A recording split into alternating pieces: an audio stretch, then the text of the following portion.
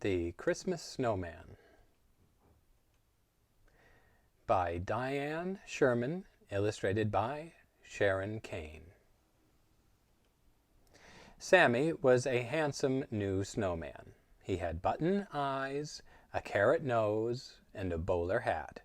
But Sammy didn't want to be an ordinary snowman. He wanted to be a Christmas snowman. "A Christmas snowman?" said Squeaky Squirrel as he jumped off a branch to say hello. "Now that would be something special." "Very special," said Corky Crow. He swooped low and landed on Sammy's shoulder. "But how can you be a Christmas snowman?" "Well," said Sammy, "first I need some decorations. You do lots of traveling, Crow. Have you seen something I can use?"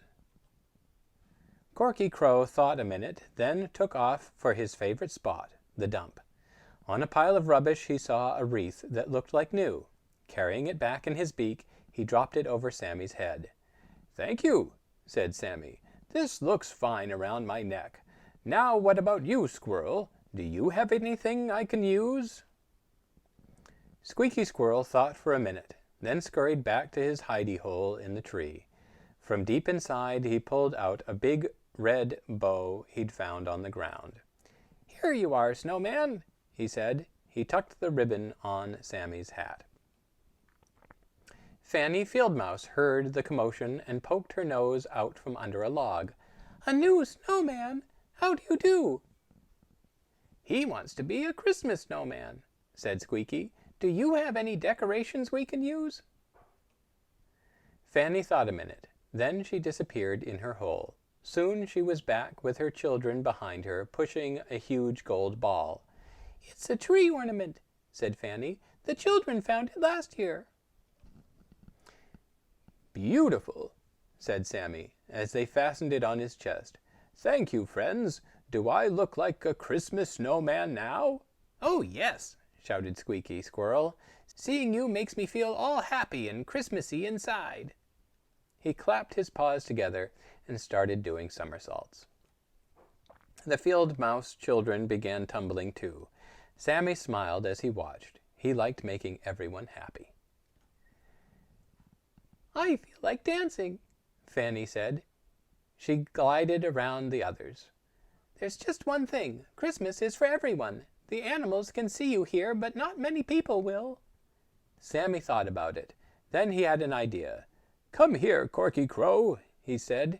He whispered into Corky's ear. With a flap and a flutter of his wings, Corky flew off. He found some children racing downhill on their sledges.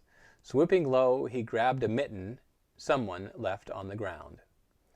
"Come back, Crow," the children yelled. They grabbed their sledges and followed to where the snowman stood. "Someone decorated the snowman." They stood, admiring Sammy.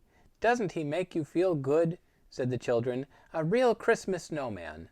Joining hands, they danced all around Sammy. Up in the tree, Corky Crow danced too, clapping his wings to keep time. Squeaky Squirrel drummed on a branch with some twigs, and down below, behind a log, the Field Mouse children frolicked. All night, when everyone slept, Sammy stood in the moonlight. He felt a lovely glow inside. His friends helped make his dream come true. He couldn't be happier. He was a Christmas snowman. The end.